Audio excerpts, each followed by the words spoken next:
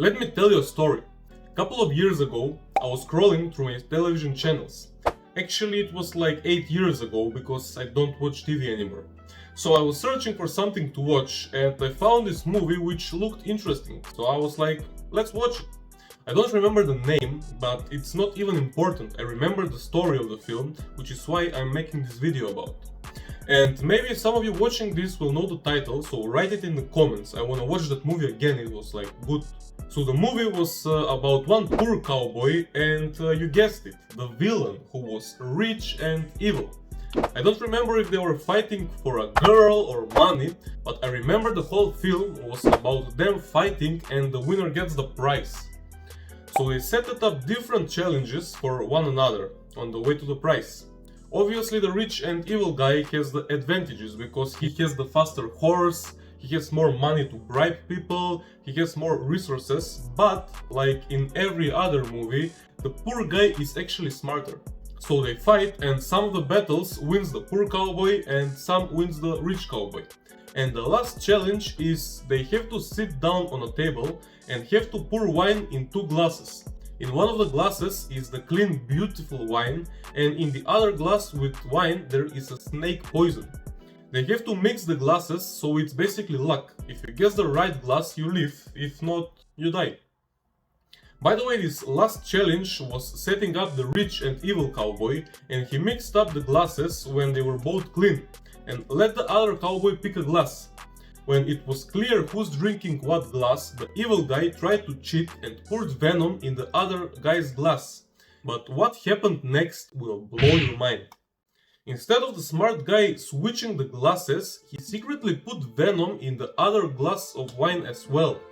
So they are sitting down drinking the wine from the 2 glasses, and only the rich and evil guy falls down and is going to die. The other guy was just fine, but have in mind, he also drank the potion. So right before dying, the rich cowboy says, you know, with those movie voices, This is impossible. You should be the one dying.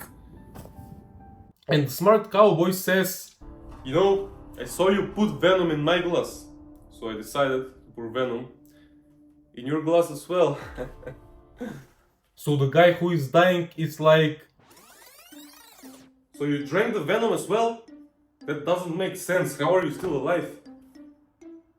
And the smart guy says, you know, some time ago I started drinking the venom of the most dangerous snake in the desert. But it's small quantities obviously, so I don't die. When drunk like that, it won't kill you. But trust me, it makes you resistant to that specific venom. So that's why I'm all fine by drinking this glass of wine, my friend. So the movie was with happy ending and the guy who deserves takes the prize. Now, let me tell you how this movie changed my life and made me resistant to all the poison we have in today's world. You see, the smart cowboy drank a really small doses of this poison every day so he can become resistant to the poison. Why don't we do that too? No, I'm not saying drink snake poison.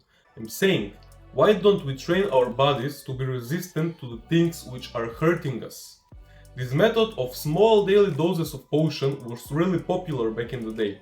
People knew that they had to hunt for food through the desert and might be attacked by some snake, so they prevented their death by training their bodies to be resistant to the venom. We can do that too. If you get hurt a little day by day, you become resistant to the thing. Let me tell you another quick example. I know this couple who have really toxic relationship. Basically the girl loves the guy, but he doesn't. This girl gets hurt almost every day by him. And have in mind, she is like crazy in love with him. So if you mentioned breaking up, this girl would probably fall in depression or maybe even try to commit suicide. And by her getting hurt every day little by little, after some time she became kind of resistant. And now if you mention the same breakup, she is like, yeah, whatever, I cried enough and I simply can't get hurt anymore. I know this is a horrible story and example, but I mentioned it because it's true. What is the thing that is hurting you a lot? For me, that was being afraid of someone attacking me on the streets. I had this trauma because 5 guys have physically attacked me before.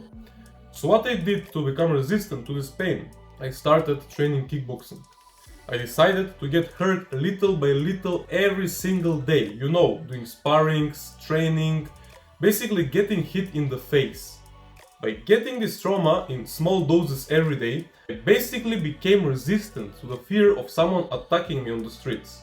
I can say I took it a little bit further because I went out there and became the European kickboxing champion, but you know what? If you asked me 3 years ago, would I change something about that situation where the 5 guys attacked me? Back then I would say, yeah, I wish my friends were around, I wish I would fight back, blah blah blah. But me right now, I wouldn't change a single thing. Matter of fact, I'm glad that 5 guys attacked me. I'm glad they traumatized me, because without that, maybe I would never start kickboxing and never became the champion I am today. Nowadays, if you see me in the streets, I'm like the most confident guy on the planet. These days, I'm not scared of anything. Matter of fact, I had a situation where another 3 guys tried to attack me again, but let's just say they regretted that day. I'll leave you on this note. What doesn't kill you makes you stronger, my friend. If you have something that is bothering you or hurting you, step up, be a man, face the problem. Maybe you get hurt little by little, you'll struggle for some time, but trust me, it's better to struggle for a couple of months or years improving yourself than struggle your whole life with fear.